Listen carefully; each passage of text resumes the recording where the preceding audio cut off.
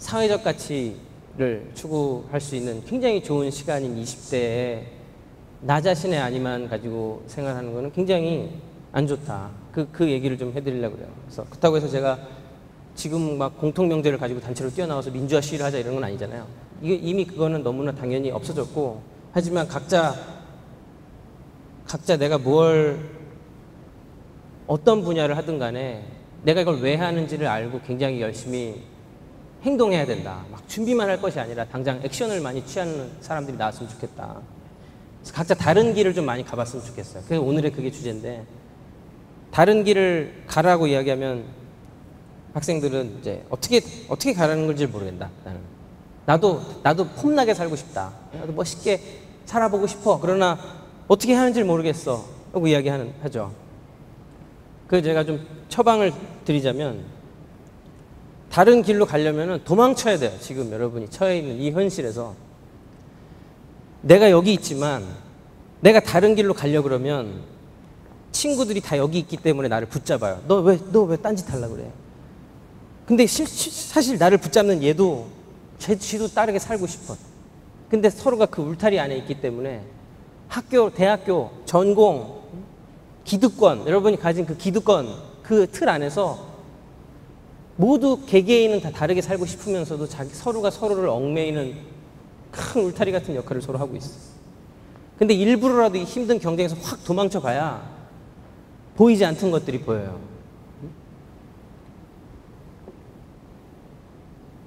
큰 방향성을 갖고, 근데 저 같은 경우는 IT로 세상을 아름답게 만들게 할 건데 그 와중에서 만나는 사람들과 함께 행복해지고 싶다.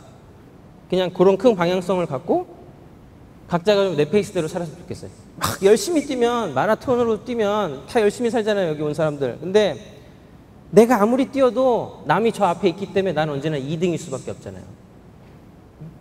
그거 굉장히 불리하다. 근데 예를 들어서 아무도 뛰지 않는다. 마라톤이 아니라 그냥 아무도 뛰지 않는 판에 가서 나 혼자 뛰면 내가 빨리 가든 천천히 가든 거기서는 나 혼자 있기 때문에, 비교당하지 않기 때문에 굉장히 마음이 여유로워집니다. 그래도 어쨌든 나 혼자니까 나 1등이잖아요. 근데 경쟁자가 많은 판에 있으면 무조건 불리하다고요. 물론 거기서 1등 할 수 있으면 상관없는데 맨날 해도 2등, 3등밖에 안 되면 거기 있을 이유는 없다. 친구들이 아무리 그 판에 많아도 기왕이면 저기 가서 한번 나 혼자 하는 거 한번 해보지. 어차피 여기서 2등, 3등 하고 앉았을 바에는. 제 주변에는 그래서 확 벗어난 사람들이 많이 있는데, 이를테면 대학교 졸업하고 막 카자흐스탄에 광구를 캐러 가가지고, 여러분 선배예요. 근데 선배인데 갑자기 뜻한 바 있어서 정상적인 생활을 하다가 대기업을 그만두고 카자흐스탄에 광구를 캐러 갔는데 2년, 3년 캐다가 결국 망하고 그냥 돌아왔는데, 그 경험 덕분에 한국에 와서 우연히 부동산 펀드에 취직이 된 거예요. 전혀 방향을 바꿔서. 왜냐하면 땅 자리를 알아보고 댕겼잖아요. 거기서 2년, 3년 이상한 거 쓰고 막 땅 파면서 댕겼잖아요. 그러니까 부동산 펀드로 들어가게 돼가지고 지금은 창업을 하셨는데 굉장히 성공을 하셨어요. 근데 그런 것도 자기가 완전히 다른, 그분이 갔다가 돌아왔을 때 이미 친구들이랑 대등한 경쟁을 할 수가 없어 버리는 거예요. 근데 대등한 경쟁을 할 수 없으니까 친구들이 응당 봐야만 한다고 이야기하는 것들을 아예 못 보게 되잖아요. 그러면 새로운 것에 팍 눈이 뜬다니까. 그때부터 뭘 해야 될지는 바로 아까 내 안으로부터 막 나오는 더듬이가 술렁술렁 기어 나와가지고 넌 뭘 해야 된다라고 가르쳐줘.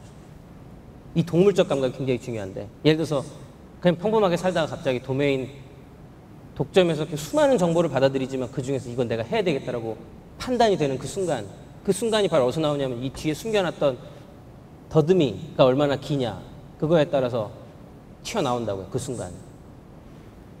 그걸 어떻게 만드느냐. 더듬이가 여러분 많아야 돼요. 일단 다르게 살려면 더듬이가 엄청나야 되는 동물적 감각이, 관찰을 많이 해야 됩니다. 예를 들어서 제가 굉장히 존경하는 사장님은 여기 신촌거리에 카페에 저랑 앉아있다가, 표 사장, 저 사람들이 당신 눈에 뭘로 보입니까? 그냥 막 사람들이 지나다니겠는데 잘 모르겠습니다 했더니 제 눈엔 돈으로 보입니다. 쟤는 3,000원짜리, 5,000원짜리, 만원짜리. 근데 그게 막 들고 다니는 명품 쇼핑백에서 5만원 그게 아니라 계속 관찰을 하고 있는 거예요. 행동들을. 예를 들어서 이 여자는 금은방에서 나와가지고 베이커리에 들어갔다. 그 정보를 가지고 추리를 해요. 아, 저 여자 어저께 깨졌다. 그래서 그 자기가 가지고 커플링을 팔고 그 돈으로 갑자기 슬프니까 단계 땡겨서 베이커리 가서 빵을 사 먹는다.